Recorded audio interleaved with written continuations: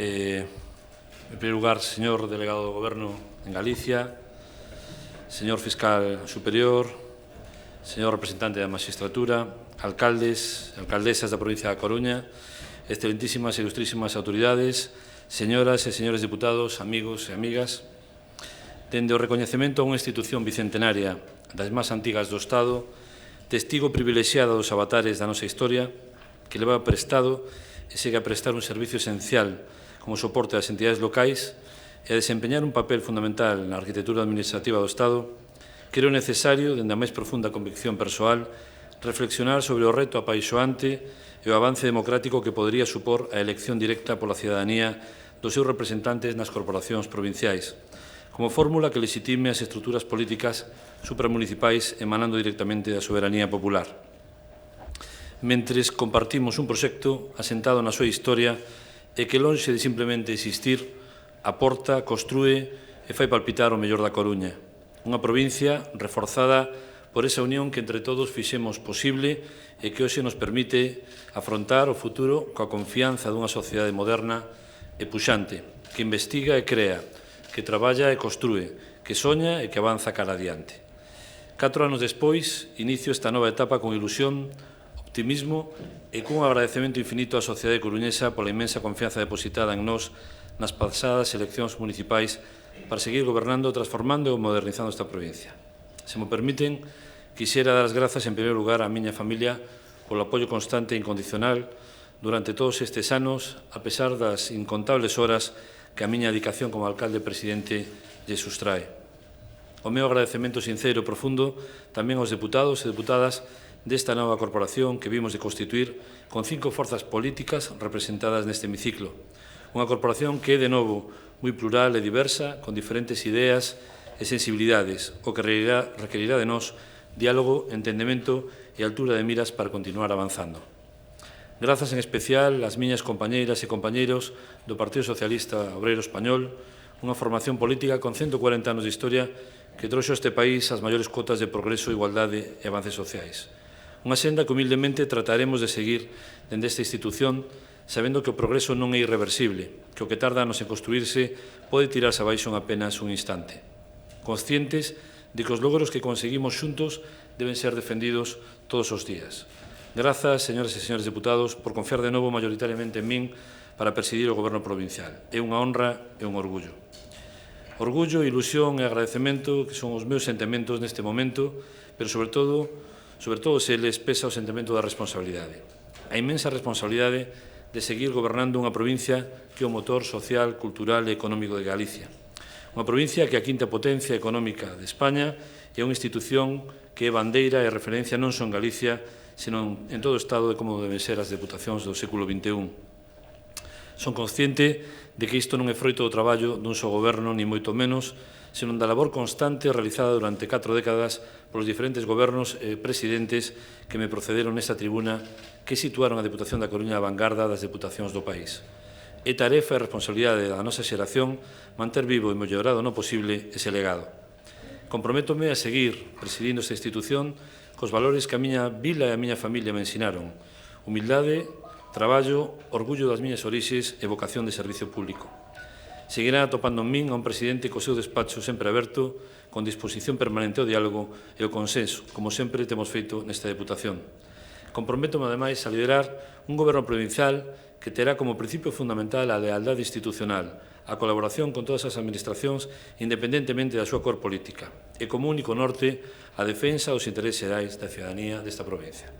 Un goberno provincial que pense nas próximas xeracións, non só nas próximas eleccións, que teña os pés ben asentados na terra, pero a mirada no horizonte.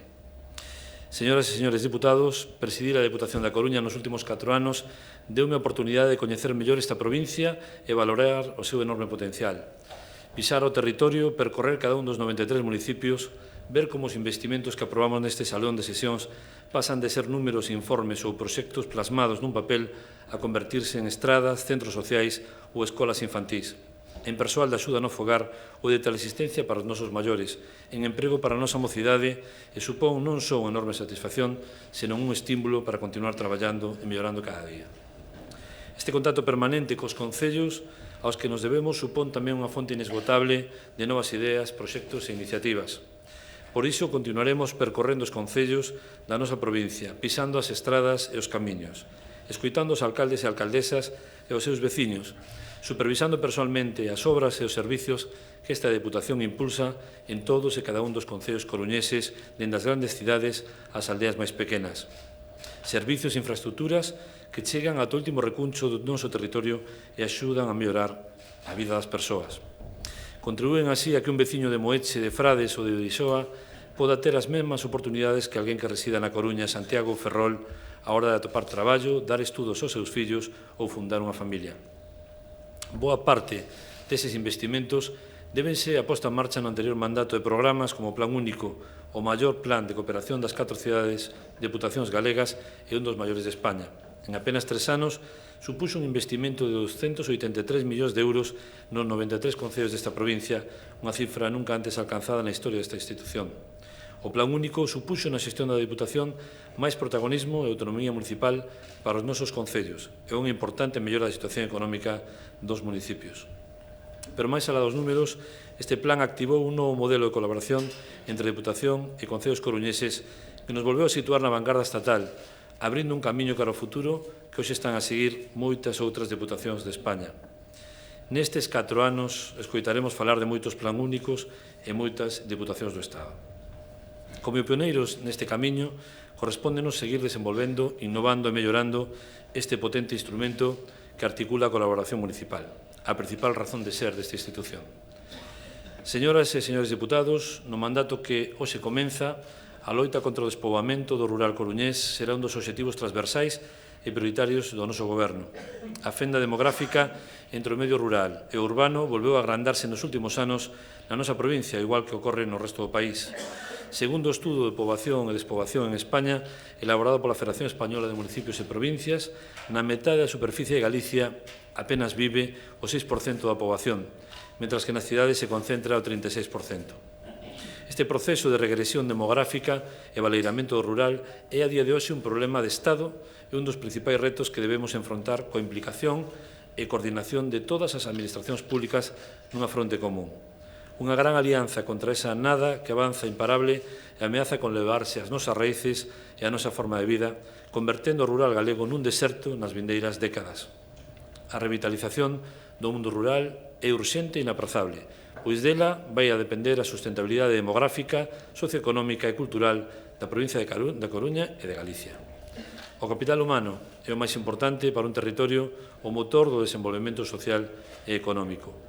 Por iso, quero anunciarlles que na Deputación da Coruña impulsaremos a creación dunha axenda rural provincial que terá como obxectivos xerais apoiar a mellora de vida no rural, a creación de emprego e a fixación de poboación no ámbito rural coruñés.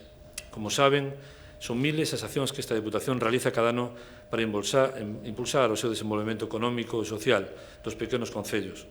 A Axenda Rural Provincial servirá como eixo planificador e vertebrador de todas estas accións, axudándonos, ademais, a preparar a provincia para unha intervención activa no período de programación dos fondos europeos a partir do ano 2020. Neste sentido, quero anunciarlles hoxe un primeiro paso. A Deputación da Coruña vén de obter do Goberno de España preto de 1 millón de euros de financiamento para 2 novos programas de loita contra a España vaciada e a fixación de poboación no ámbito rural. Eses fondos destinaránse á creación de 2 liñas novas dentro do plan de emprego local desta institución, o PEL Ruling Nova e o PEL Relevo, que terán como objetivo fomentar a innovación, o emprendemento e garantir o relevo xeneracional nas pequenas empresas do rural. Nas vindeiras semanas, presentaremos en detalle estes programas que temos previsto aprobar no primeiro pleno ordinario do novo mandato, simbolizando así o compromiso deste Goberno neste eido. Falando de emprego, tamén queremos enviar hoxe un mensaxe aos 53.400 coruñeses e coruñesas que, segundo a enquisa de poboación activa, continúan vivindo cada día o drama do desemprego. Quero dicirlles que van a seguir sendo a principal preocupación e a principal ocupación desta Deputación. No anterior mandato puxemos en marcha o PEL, o primeiro plan de emprego da historia desta institución. As políticas de emprego pasaron de ser unha simple liña de apoio económico aos concellos para a contratación temporal de cuadrillas a converterse nun dos sinais de entidade da Deputación da Coruña. Un ambicioso programa plurianual dotado con 30 millóns de euros, con diferentes liñas de acción nos sectores público e privado, que a día de hoxe permitiu a 3.000 persoas atopar un emprego e que apoia cada ano a centos de emprendedores e emprendedoras na posta en marcha das súas ideas de negocio. Sí, estamos satisfeitos cos resultados, pero ainda queda moito por facer. Por iso o PEL vai a seguir crecendo e desenvolvéndose neste mandato, coa creación de novas liñas de acción específicas, como os citados programas de creación de emprego no rural e a posta en marcha da nova rede provincial de espazos de coworking.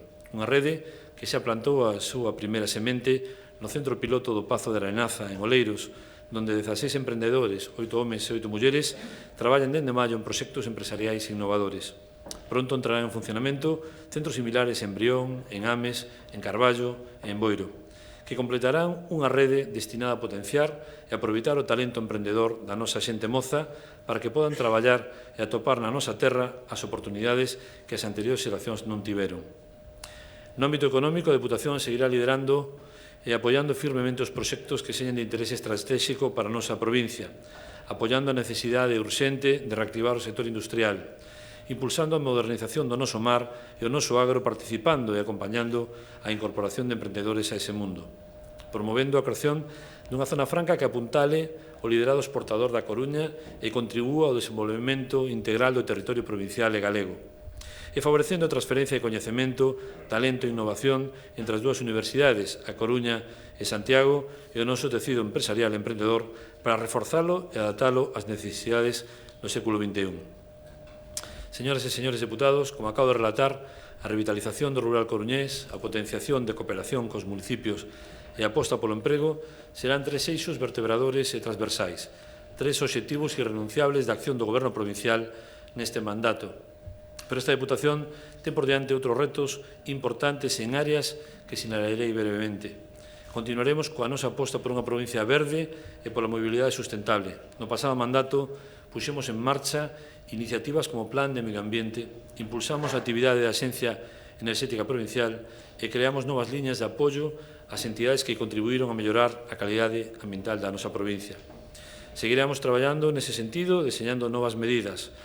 Neste eido é para mí unha satisfacción poder anunciarles hoxe que nos últimos días recibimos confirmación oficial da concesión de 4 millóns de euros de fondos FEDER que esta Deputación solicitou para acometer ambiciosos proxectos que contribuirán a potenciar o turismo e a mobilidade sustentable no noso territorio.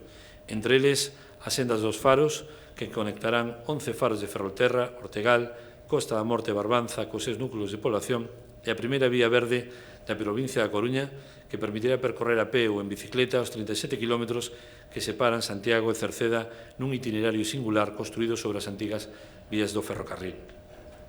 No ámbito dos servicios sociais, non podo deixar de ter hoxe un sentido recordo para Ángela Franco, diputada responsable desta área durante o pasado mandato, falecida prematuramente o pasado mes de xullo. Sei que os numerosos colectivos e entidades sociais desta provincia apreciaban moitísimo o seu labor diario, o seu compromiso e a súa cercanía. Unha senda que imos a continuar nestes 4 anos. Son consciente de que esta área é o corazón desta institución.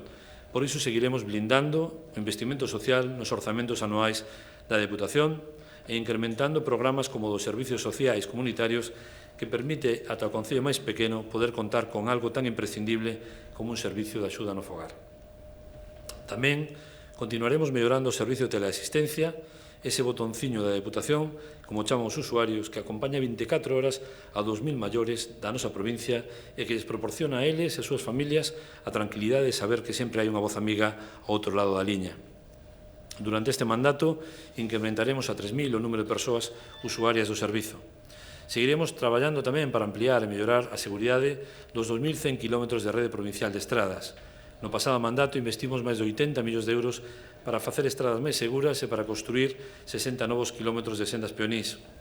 Neste mandato, manteremos o ritmo inversor e iniciaremos un proceso de ordenación de rede de estradas en coordinación coa Xunta de Galicia e os concellos da provincia, para a transferencia dos primeiros viais á Administración Autonómica e aos concellos. A cultura, o turismo, a igualdade, a implantación da Administración electrónica e a mellora dos servizos públicos, así como o soporte xurídico, económico e técnico aos municipios con menos recursos, seguirán sendo prioridades para este Goberno provincial. Señoras e señores deputados, rematando xa, comeza hoxe un mandato que, como dixen ao principio, desexo que se caracterice pola colaboración e o consenso. Espero seguir contando tamén coa inestimable axuda dos traballadores e traballadoras desta casa. Sei que sodes un equipo humano experimentado, cualificado e eficaz e volvo a pedirvos a vosa colaboración para continuar traballando xuntos por unha Deputación mellor. Unha Deputación e unha provincia da que todas e todos nos sintamos orgullosos. Orgullosos da nosa identidade coruñesa, da historia común que nos trouxo ata aquí, dos lazos que nos unen con Europa e con América, onde a migración mantivo viva a chama da galeguidade nos tempos máis oscuros. Orgullosos da nosa cultura, da terra que veu nacer a Rosalía e a Castelao, a Pondal e a Dieste, a Torrente Ballester e a Camilo José Cela. Sen as súas páxinas non se podería concebir a Galicia actual.